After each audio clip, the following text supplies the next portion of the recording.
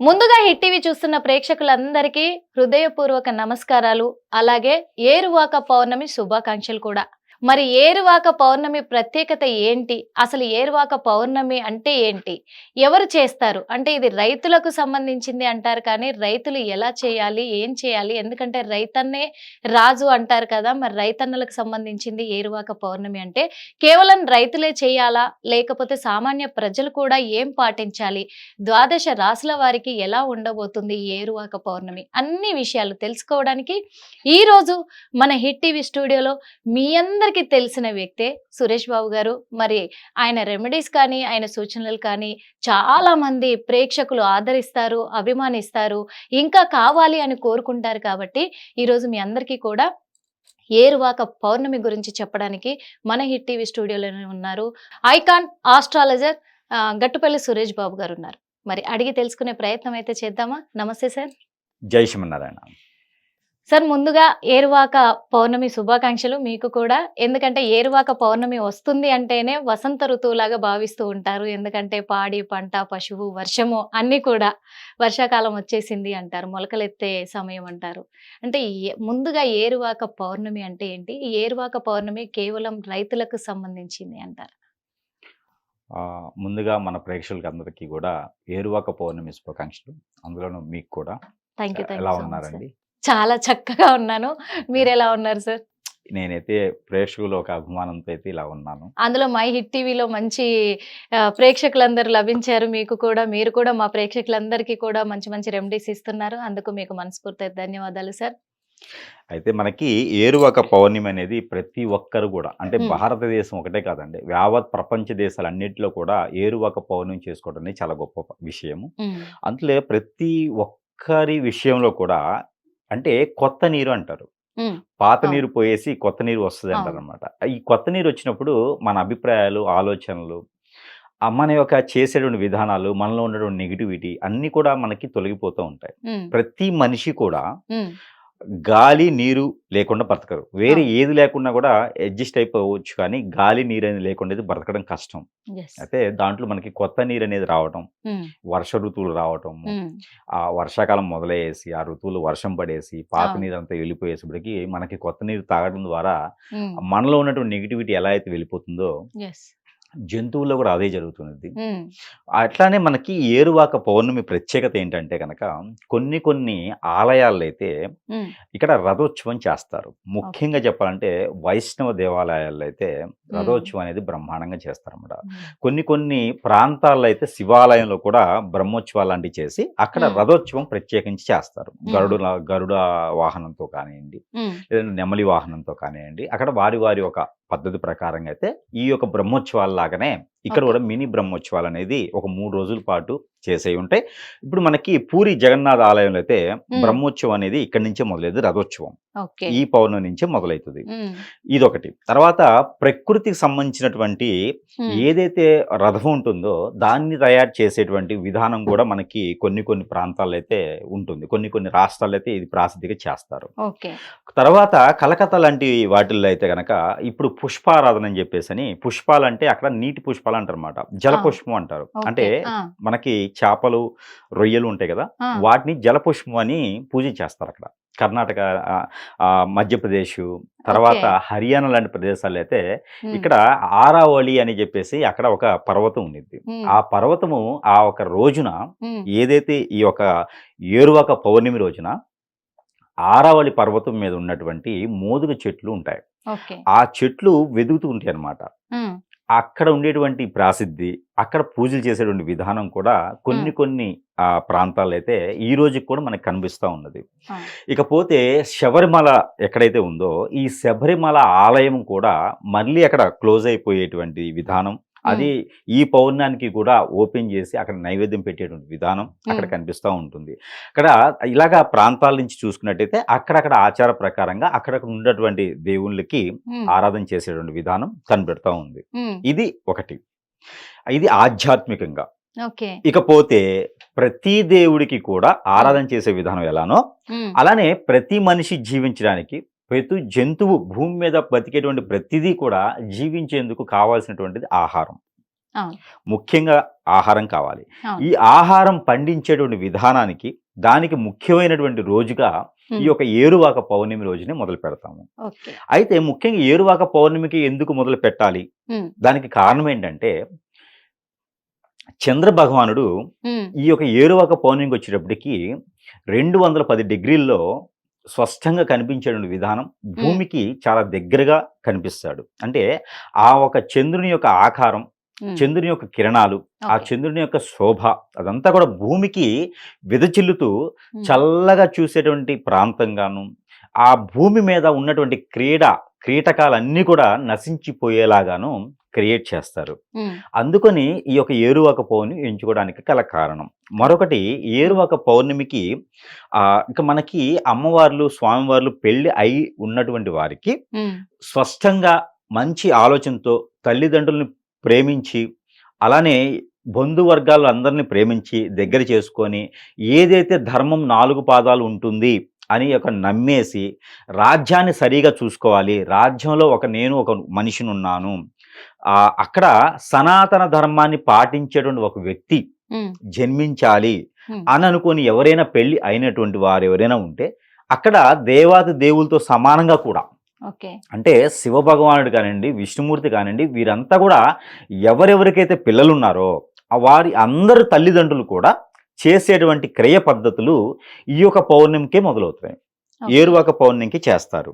అయితే ఈ ఏరువాక పౌర్ణమికి ఏం చేయాలంటే కనుక ద్వాదశ రాశుల వారే కాదు, ప్రతి ఒక్కరు కూడా చేయాల్సినటువంటిది ఏంటంటే కనుక పెళ్లి అయ్యి పిల్లలు పుట్టలేటువంటి వారికి ఉమ్, ఈ ఉదయించేటువంటి చంద్ర భగవాన్ యొక్క కిరణాలు ఉమ్, పాలు ఒక మట్టి పిడతలో కానీ, లేదంటే ఒక సిల్వర్ ఓకే. వెండి గ్లాసులో కానీ పాలు పోసి, ఉమ్, ఆ పాలలో కుంకుమ పువ్వు, ఓకే. తేనె ఉమ్, అది వేసి ఉదయించేటువంటి చంద్రకిరణాలు దాని మీద పడిన తర్వాత, అంటే సాయం సంధ్య వేళ 8 గంటల లోపు వచ్చేటువంటి కిరణాలు మాత్రమే ఉమ్, దానిలో పడిన తర్వాత భార్యాభర్తలు సేవించగలిగితే ఖచ్చితంగా రానున్నటువంటి రోజుల్లో వారికి అన్ని విధాలుగా సకాలంగా ఉండేటువంటిది, పేరు ప్రఖ్యాత నిలబెట్టేటువంటిది, వారసులు పుట్టేటువంటి అవకాశం ఖచ్చితంగా ఉంది. ఉంది. అభిమన్యుడు కూడా అలానే పుట్టాడు.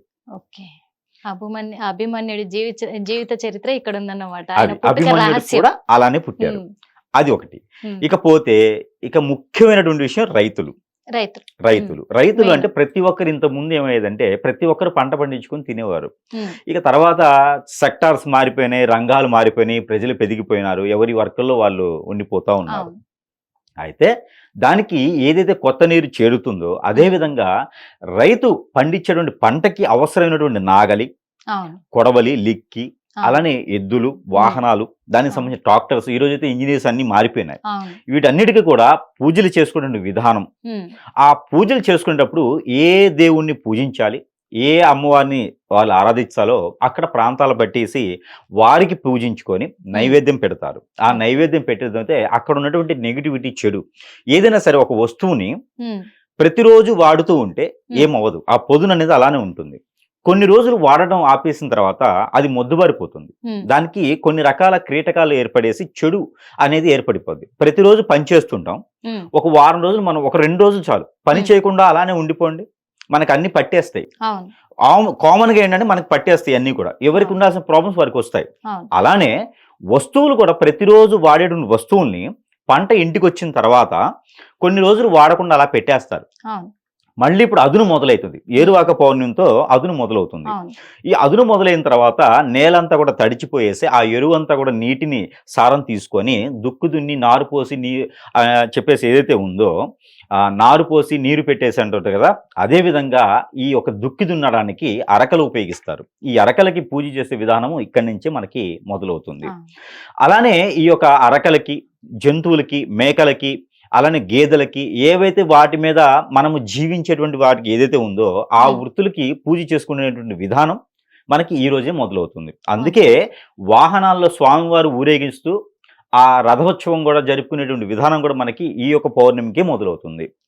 అయితే ఇందులో మనకి జ్యేష్ఠ మాసంలో ఈ పౌర్ణమి రావటం, ప్రతి జ్యేష్ఠ మాసంలో కూడా ఈ పౌర్ణమి వస్తుంది. అలానే అలా చేయడం ద్వారా అలాంటి కీటకాలు కానివ్వండి, చెడు ప్రభావం కానివ్వండి, ఆ వస్తువులను పడకుండా దుక్కి తినేదానికి ఆకారంగా ఉంటుంది. అలానే ఆ పంటలు కూడా సకాలంగా 3 మాసాల్లో పండేసి అకాల వర్షాలకు కానీ, ఉమ్, నరదిష్టికి గాని ఇబ్బంది కలగకుండా ఆ చంద్ర భగవాన్ యొక్క కృపా కటాక్షాలు ఉంటాయి కాబట్టి ఈ రోజున పంట పండించేదానికి ఆ ఒక మొదలు పెడితే చాలా బాగుంటుంది. ఉమ్. సీతాదేవి దొరికింది కూడా ఇదే రోజు. ఇదే రోజు దీన్నే ఇది మరి ప్రత్యేకత.